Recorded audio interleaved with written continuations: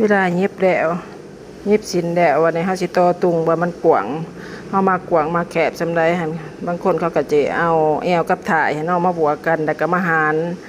ร2ก็มาลบ4ออกแต่ว่าคอยหารสิใส่เข็มหมุดขัดทางกลางแล้วก็พับเบิงพับจับถ่ายกับแอวถ่ายแอวนี่ใส่กันจับใส่กันในเบิงกับพับมานี่บาบันไดซ้ำไรนี่พับในได้ระบอนี่เอาตามเฮามากระบอเฮาพับเบิงนี่ให้มันพับนี่ให้มันได้มันนั่นมันได้เดี๋ยวเฮาก็เอาเลยนี่เฮาก็เย็บเลยนี่ตามเฮาที่เฮาไม้ไว้นี่เย็บต่อเลยเนาะต่อตุ่งเลย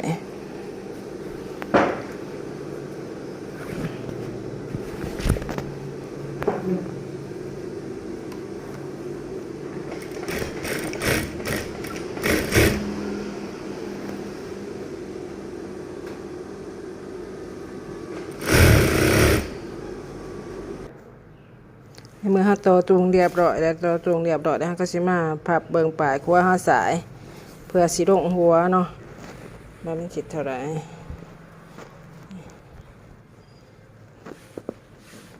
พับแป้งดีๆงามๆแล้วเรียบร้อยแล้วมันก็มาลงหัว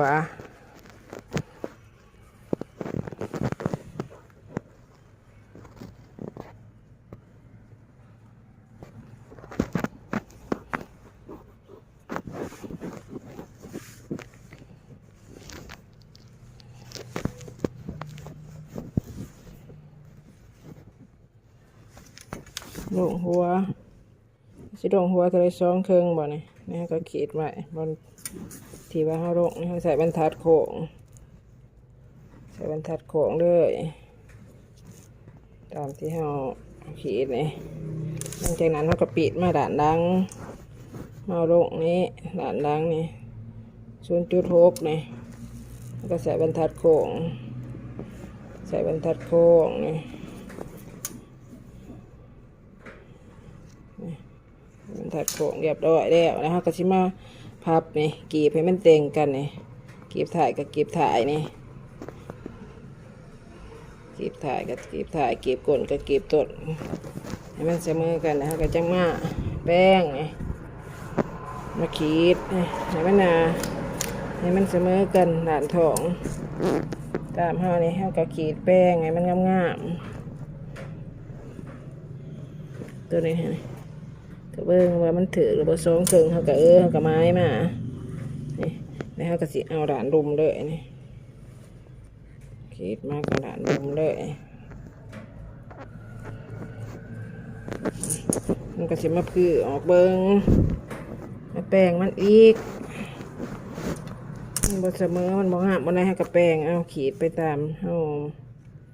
มากไว้นี่ก็ขีดเอาเป็นทีเรียบร้อยแล้วก็ไปเข่าหัวกันเลยไม่ได้เข่าหัวก็บ่ต้องให้บนโตมันนี่นะอยู่บนซื้อกลางอยู่บนกลางเขาพับนะเขาก็เข่าให้มันวิดเสียงไปไหนเย็บไปเลยเข่าหัวนี่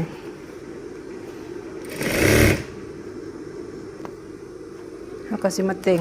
แล้วเขาก็สิมาเต็งหัวนี่ทับคิ้วเถิงนี่ให้มันพอดีงาม